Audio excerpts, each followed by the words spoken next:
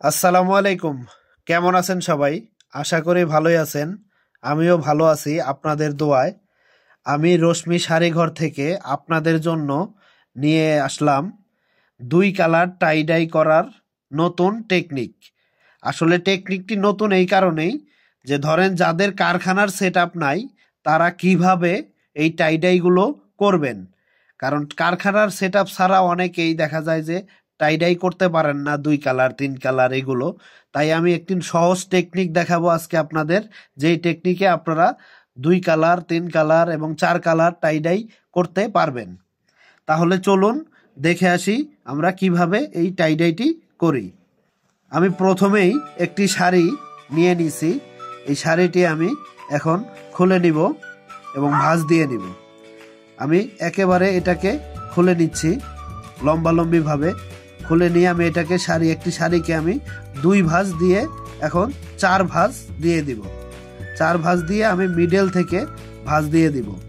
শাড়ির বহরের দিক থেকে মিডল থেকে আমি দিয়ে দিব এবং ভালোভাবে ডোলে বসিয়ে নিব এবং আমি এটাকে এখন মার্ক করে নিব।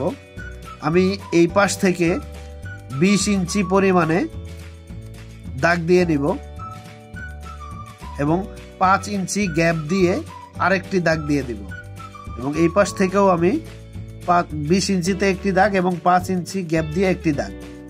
আমি এই দুইটা দাগকে টেনে দিব এবং আমি এখন এক পাশের দাগ দেখে ধরে নিব। সমান করে আমি দাগে দাগে ধরে নিব এবং ধরে নিয়ে আমি এই জায়গায় একটি বাঁধ তুলে দিব এবং বাঁধ তুলে দিয়ে আমি এটাকে পেঁচিয়ে পেঁচিয়ে ওই পাশে যাব এবং পেঁচিয়ে পেঁচিয়ে এই পাশে আসব। এই প্যাচটি একটু ঘন করে দিবেন কারণ দেখতে যাতে সুন্দর হয়। আর আমি যে নতুন স্টাইলে করতেছি এটা অনেক টাইট করে বাঁধা যাবে না, মোটামুটি একটু টাইট দিলেই হবে, কারণ বেশি টাইট দিলে আবার এই ডিজাইনটি করতে একটু কষ্ট হবে। এখন আমি যে গ্যাপের যে দাগটি দিয়েছিলাম আমি ওই দাগে থেকে ধরে মিডলের অংশটুকু আমি গ্যাপ রাখবো, এই জন্য আমি এটাকে সলিড হিসাবে রেখে দিব। আবারও আমি পেঁচিয়ে পেঁচিয়ে ওই পাশে যাব এবং ওই পাশ থেকে পেঁচিয়ে পেঁচিয়ে এই পাশে আসব। আপনারা যারা কারখানার সার্ভিস নিতে চাচ্ছেন অথবা যে কোনো ধরনের কাস্টমাইজ ডিজাইন করতে চাচ্ছেন তারা চাইলে আমাদের কাছ থেকে এই কাজটি করাইতে পারবেন। স্ক্রিনে দেওয়া হোয়াটসঅ্যাপ নাম্বারে যোগাযোগ করবেন। আমাদের বাধা শেষ। এখন আমি এটাকে এক পাশে একটি গিট দিয়ে একটু ছোট করে নিব। আমি এইভাবে কাপড়কে আরো কিছু বেঁধে নিয়ে আমি এইভাবে কাঠের উপরে বিছিয়ে দিব এবং আমি গরম পানি নিয়ে নিয়েছি। এই জায়গায় আমি দিয়ে দিব 1 চামচ পরিমাণ হাইড্রোস ও 1 চামচ পরিমাণ কাস্টিক এবং রং দিব আমি ফিরোজা রং 1/2 চামচ পরিমাণ দিয়ে খুব ভালোভাবে নেড়ে চেড়ে দিব। খুবই ভালোভাবে নেড়ে চেড়ে দিতে হবে যাতে মিশে যায় রংটা খুবই দ্রুতভাবে। এবং হয়ে গেলে আমি একটি বদনার সাহায্যে রংটি নিয়ে আমি এটার কাপড়ের উপরে ঢালতে থাকব। আমি বাঁধের এই পাশ পর্যন্ত আমি করে নিব ফিরোজা কালার রং এবং পুরোটা শাড়ি জুড়েই আমি এইভাবে করে নিব এই পাশটুকু।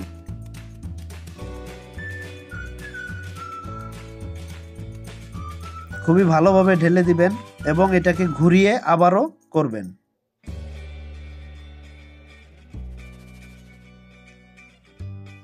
কোনো ধরনের সাদা অংশ যাতে না থাকে, কারণ এইভাবে করার নিয়ম এই জন্যই দেখানো হলো যে আপনারা চাইলে ঘরোয়াভাবেও করতে পারবেন। আমি আবারও গরম পানি নিয়ে নিচ্ছি।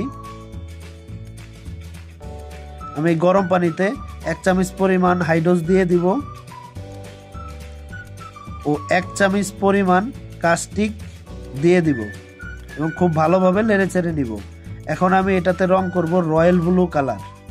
আমি এই জায়গায় 1/2 চামচ পরিমাণ রয়্যাল ব্লু কালার দিয়ে খুবই ভালোভাবে নেড়ে চেড়ে নিব। রংটি মেশানো হয়ে গেছে। এখন আমি একটি বদনার সাহায্যে বাকি এই পাশটুকুও দিব। আমি মিডলের অংশটা সলিড করব, এই জন্য মিডলটা সহ আমি রয়্যাল ব্লু কালার দিয়ে দিচ্ছি। আপনারা যারা হোলসেলে বিজনেস করেন বা পেজে বিক্রি করে থাকেন তারা অনেকেই কাস্টমাইজ ডিজাইন করতে পারেন না, অথবা কারখানার জন্য নিজেদের মন মতো কোনো ডিজাইন করতে পারছেন না। তারা চাইলে আমাদের কাছ থেকে কারখানার যে কোনো ধরনের সার্ভিস নিতে পারবেন। হোয়াটসঅ্যাপ নাম্বারে যোগাযোগ করবেন, স্ক্রিনে দেওয়া নাম্বারটিতে হোয়াটসঅ্যাপ আছে, এবং আপনারা সরাসরি এসেও কারখানায় এসেও কাজ করাতে পারবেন। আপনারা যারা আগ্রহী তারা যোগাযোগ করবেন অবশ্যই।